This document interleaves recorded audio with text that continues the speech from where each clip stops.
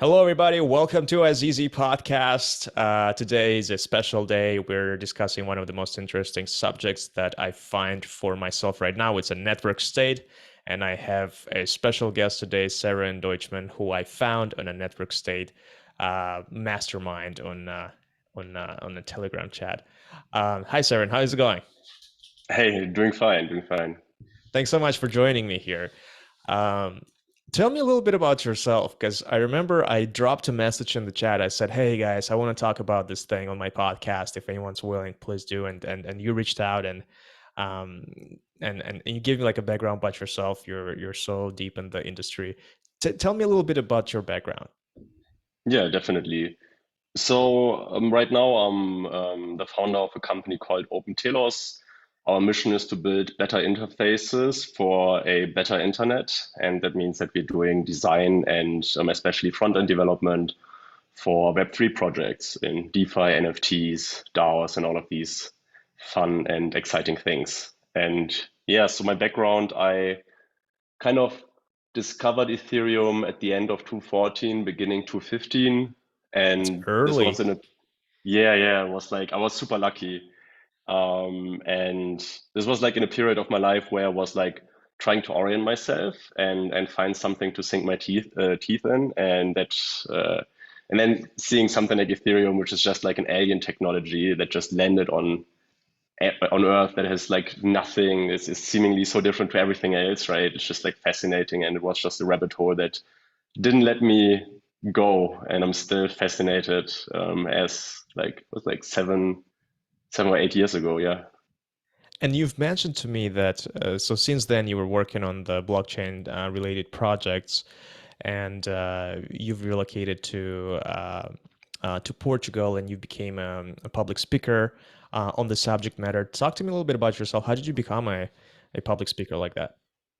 Yeah, that was actually funny. So back in 2016, I guess, I really wanted to meet other people that are also in the space, right? And so I'm from the west side of Germany, so near Düsseldorf.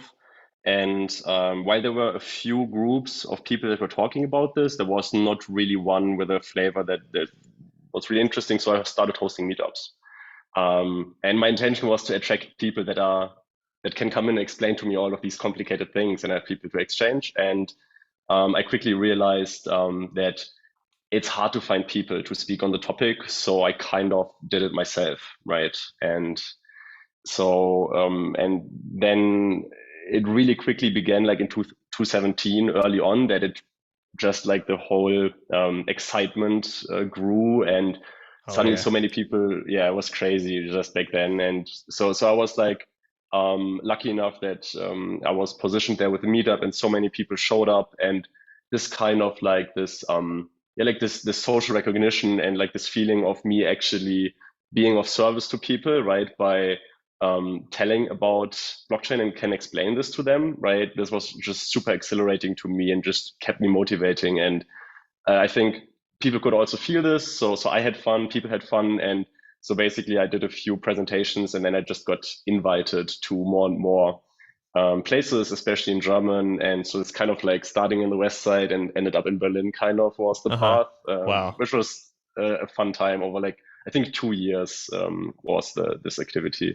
How crazy was that? Like you had like a meetup and all of a sudden gained so much popularity with all this hype around it, and then now you had to speak publicly. Are you like a good public? Were you always a good public speaker, or was it something that you had to acquire like the skill later on the job? Yeah, I mean, I actually kind of discovered, I think, through these things that I actually like it a lot. I don't know why, but so yeah, it wasn't super hard, and it's enjoyable, like connecting with people on this level where you can just like tell a story and transport knowledge, and then afterwards talk with people. So yeah, it's super rewarding. That's so interesting, man. It's always this subject fascinates me, and the way it happened to you and like a lot of other people like that. It's always like such a great thing. So I'm gonna talk about network state, and I'm gonna jump into Balaji's new definition of network state. I'm gonna read out to you like his one sentence definition, and then I would like to talk to you a little bit about what do you think about it, and what can we do about it. All right, so here we go. Here's how he defines it in one sentence. A network state is a social network with a moral innovation, a sense of national consciousness, a recognized founder, a capacity for collective action, an in-person level of civility, an integrated cryptocurrency, a consensual government limited by a social smart contract, an archipelago of crowd-funded physical territories, a virtual capital, and an on-chain census that proves a large enough population, income, and real estate footprint to attain a measure of diplomatic recognition. So quite a wordy definition, but it's pretty much like he has like in his book he has like a one sentence, like a 1,000 word essay, and the whole book about it. So yep, Severin, what do you think about this? Question to you: is a network state like that attainable in the current environment, and what is network state according to your own thinking? Because I know that you were thinking about that before. Mm-hmm. Yeah, so I mean, so to the first question, the short answer is yes. I think it's possible. The why it's possible, I think, will go a little bit more deeper. So to the second question, I think Balaji's definition is pretty good, though I don't think it's a pure definition. It's more like him encoding his approach and kind of tactics or strategy about how to do these things, right? I think some of these things could be considered core, and some of these things could be arguably just design choices of his, right? And yeah, but I think in general, like he has a very good framework to establish the concept and think about this. Yeah, I was just gonna say, like in his book, where he kind of like he dedicates 80% of the book to basically giving a background on what is a nation state, what was the history of nation states, how they formed, and a couple examples of like the current states and recognized states and not recognized states. And then towards the end of the book, he started talking about network state. And I feel like in his book, he doesn't even kind of 100% sure himself, which he's also kind of admitted, that he knows exactly what's going to happen and what exactly like network state would look like. But I feel like he just wanted to jump in on the subject and just gave his thoughts because he understands where things are going. I think, yeah, I think that makes a lot of sense, right? Like, I mean, there's deep thought in this, but I mean, I think he's the first person who established a like a Schelling point in terms of a term. I think that is the biggest achievement of Balaji's, right? He is like well recognized in the space. He's like a deep node in the network. Many people listen to him, right? And he's now able to create a meme, like the network state, right? Before he established this, right, there were different kind of definitions and names, right? But this kind of makes it difficult for these conversations that we are actually now having, right, to actually arise, right? So, and then I think it's like he gives a definition, he gives the starting point, and then from there on out, it's like up to like people can build on top of this basically. And I agree with you, and I also kind of want to once again like repeat it like how I see it in my world, and maybe for the uninitiated, of like what is a network state. And I really feel like what he's trying to say here, in the human language, is that with this high speed internet, the world is no longer needs geographical boundaries to cooperate with each other. We don't have to have physical land deviations and borders outlined on the map. We can actually kind of communicate in the cloud and create societies in the cloud, and then create rules, create some sort of visions and philosophies of those kind of entities that can be created in the cloud. And then everything that is in the physical world comes secondary.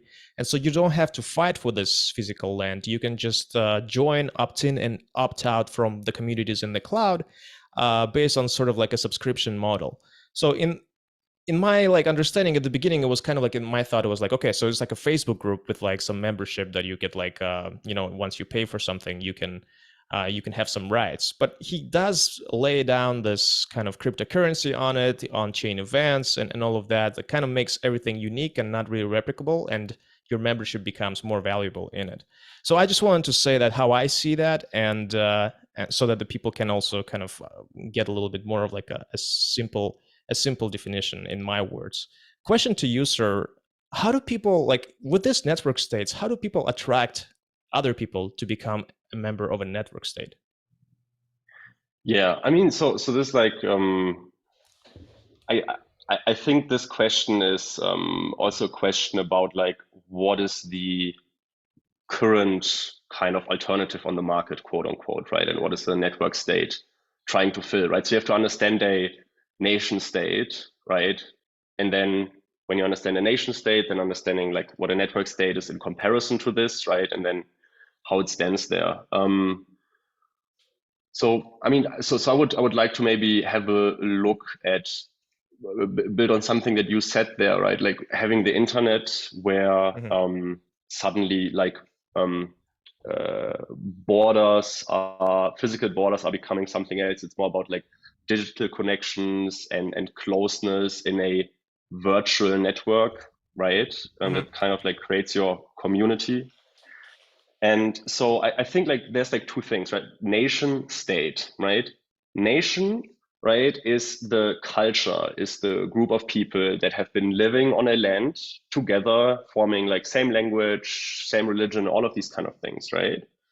And you can see this, for example, with ships and these kind of things that suddenly like the ocean cities they actually connected closer, and you see like the exchange of cultures and languages, how they actually become Right. closer already, right? So ships are kind of like the same effect that the internet has, Interesting. just that the internet is right like kind of on steroids. So like the distance between people changes, right, and therefore the network topology changes. And if the network topology changes, culture changes, nation changes, communities change, right? So that's kind of like the nation part of thing, and that is like the internet. But then there's also the state part of the nation state, right? And like the way I think about the state is, well, it's inherently geographic in how we understand it today, right? A state is the kind of governing body over a certain part of land, right? It's a geographical thing, and it's there to govern and make like all of these people kind of live together and give them certain things like security, ownership rights, which is really important, right? And the state has like and a great state gives you security on your property rights, for example, right? And the way Right. that this functions has to do with they have like a military, and they have like police force, and they have like a legal system, and all of these kind of Everything's things that backed are by violence. in a sense exactly, yeah, right. And so we have like the social contract that binds this in a functioning version, right? And there wasn't really an alternative to this, right? And this is the crazy thing, right? Like this is the kind of like the why now moment, right? Like there wasn't an alternative to violence backed ownership rights. That's the only way to get them.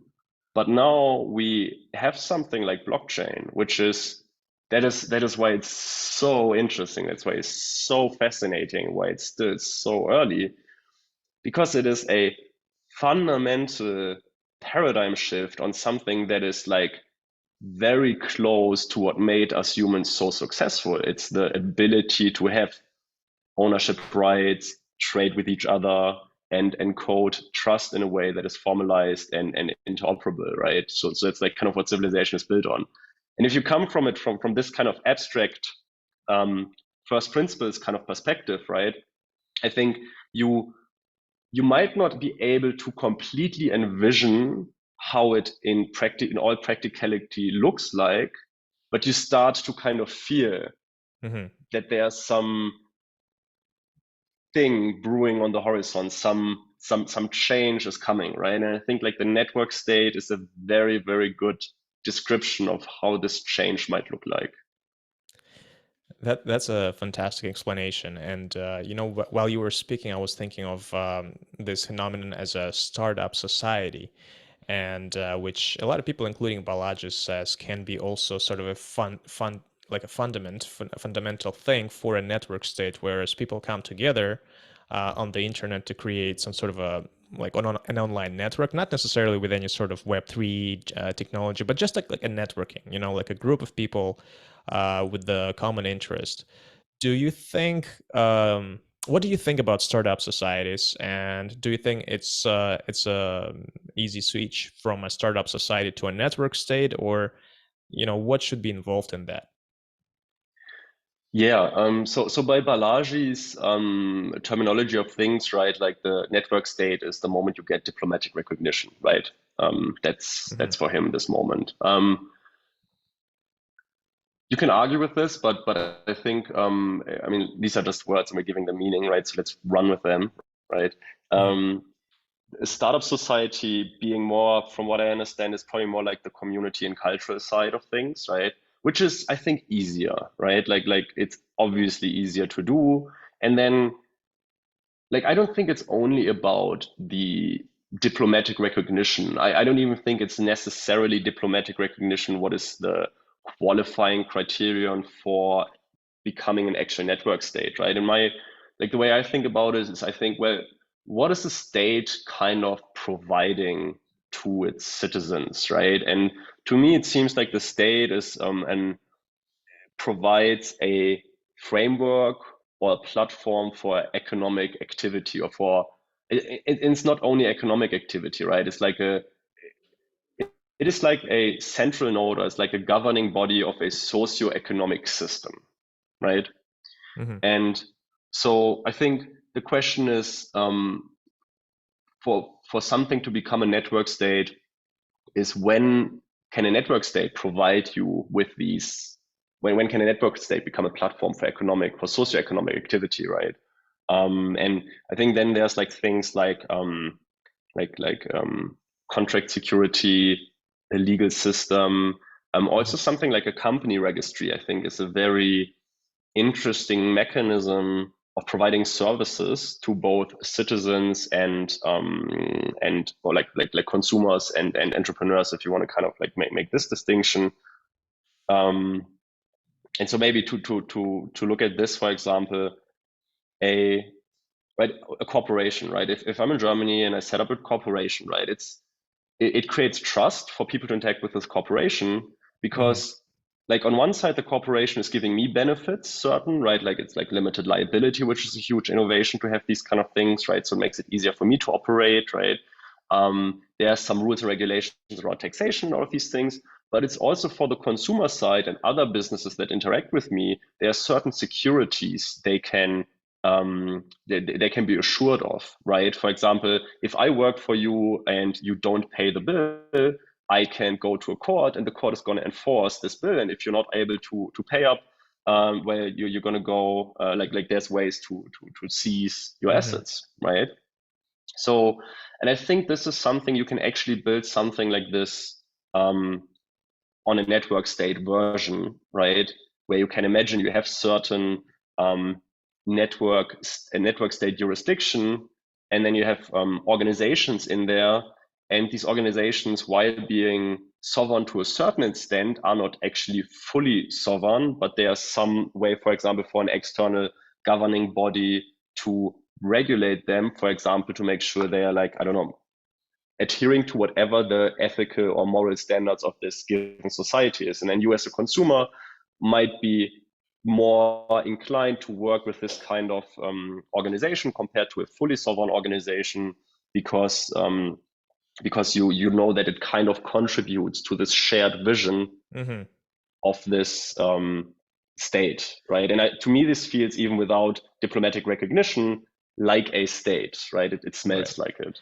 But it kind of feels to me like that's what he meant, like Balaji meant that by diplomatic recognition is not just kind of like giving you like this golden star saying like, all right, we dig you guys, but it's also kind of it's a practical meaning. So, for example, if a network state has been recognized diplomatically, that means that this entity has been agreed upon by consensus of other nations to have certain rights and certain privileges of any other state. For example, like the ENS, for example, I would say cryptographic identity linked to your ENS name, or the same with liability company. Limited liability companies can be cryptographically created and also linked to you by ENS names. But at the same time, if you would like to travel, your passport can be also digitized um, that and by that technology and be considered an equal passport to, let's say, a passport of Canada, where I'm from.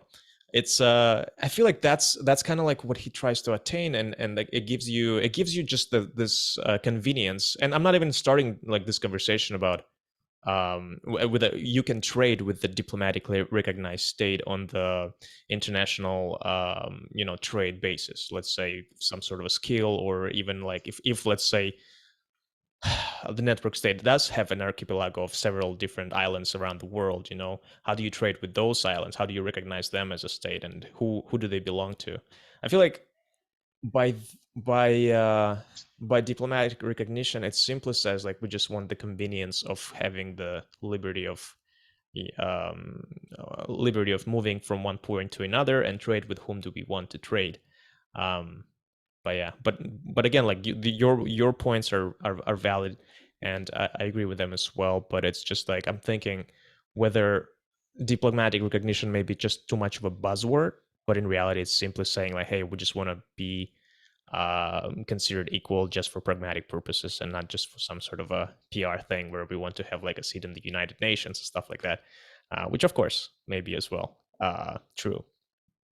It's probably like the end game of these things, I guess. Like this is like the once you reach this, then it's Yeah. like that's like the winning condition for network states, I guess. And he did mention in the book that it's not a new concept. He gave an example of communists in Soviet Russia, how they attained diplomatic recognition by FDR, I think, signed something like that. He just wrote something about that. I'm not a historian, but basically they had to hold on for that philosophy like 16 years until like the world recognized them as someone. And same with Israel, for example. They created their state that became internationally recognized. Like becoming recognized by the United Nations within a span of our lifetime is not like a new concept. It's been done before. The only difference, though, it's that it's not starting with a land grab. It's starting with the cloud community, and that's the difference. So for the network state, I wanted to ask you something: is that a network state, based on Balaji's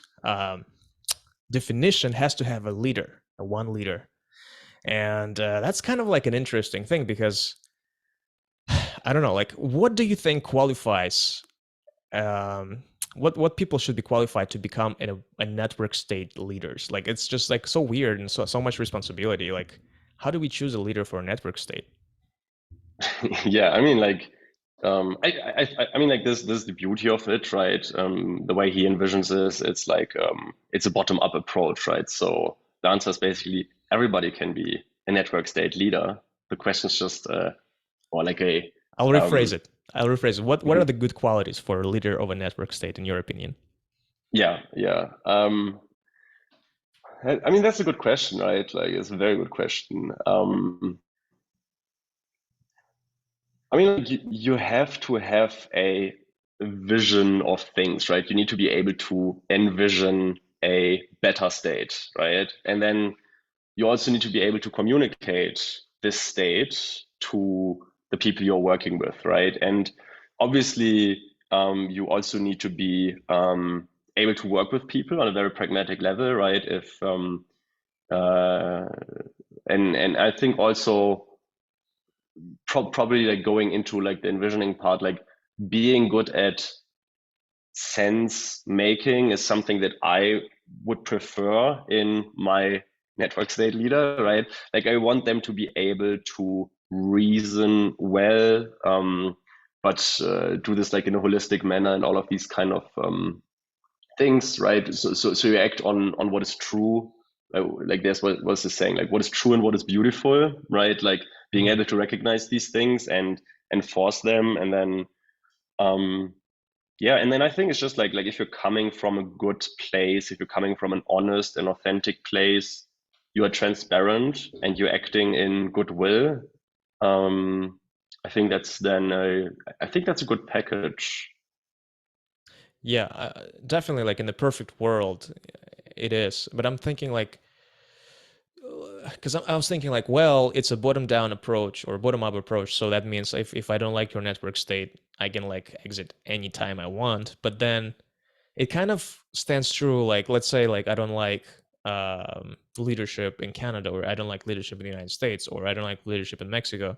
And nothing stops me to like exiting. Yeah, it's going to be a lot of bureaucracy to exit those states, but I can technically. But at the same time, like, yeah, I don't like the leaders, but like, I like the state that I'm living in, like I like the benefits, I like, the safety of it, I like everything that it offers. It's just like I don't like the current leader.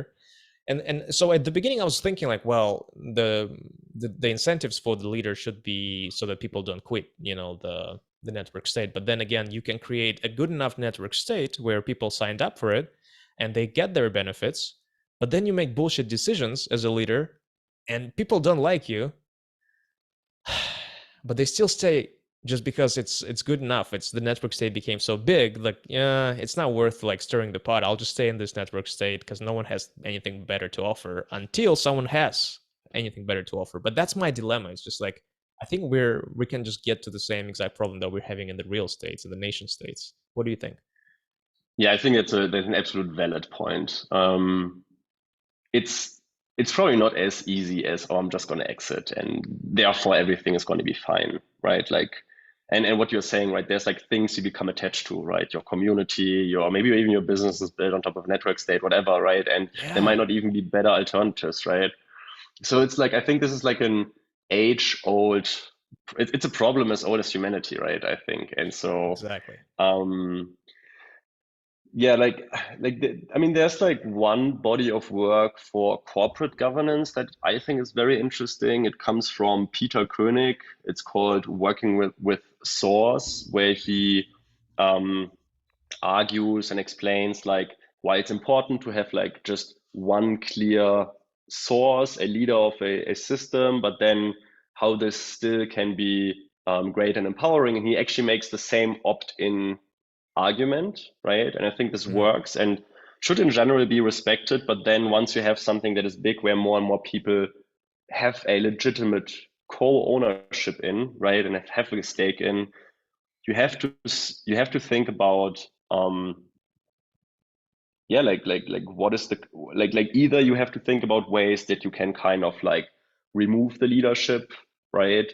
And Yeah. have like these fail safe buttons, or you have from the beginning to design for making exit as easy as possible, right? So for example, taking the company example, maybe if I'm not if there's no active lawsuits within the network state that I'm in, right, and there's nothing they should have claim on me, right?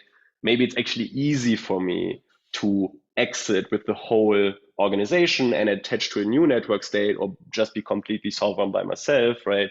Mhm. Maybe I think so designing for exit Yeah, might be a it's good interesting. help here. Yeah, because And in the end, yeah, sorry, go ahead. and I just want to say, like, in the end, I think it's an engineering problem. I don't think there's like a perfect answer. It's about constraints and making trade-offs. And to make those, you have to think what you want to achieve, what you want to do, what you want to build from the Yeah, beginning. Yeah. and you brought up an interesting point because I haven't thought about it like that. Like, because in my opinion, exiting was always easy because that was by design. But at the same time, if you're already attached to your community, and let's say you have an ENS domain for your LLC or something like that that you have to use on this network state because you already built your reputation on it, you cannot take it with you supposedly, or maybe you can. Who knows? That's again an engineering problem. But at the same time, it's funny that you brought up this corporate example, corporate structure.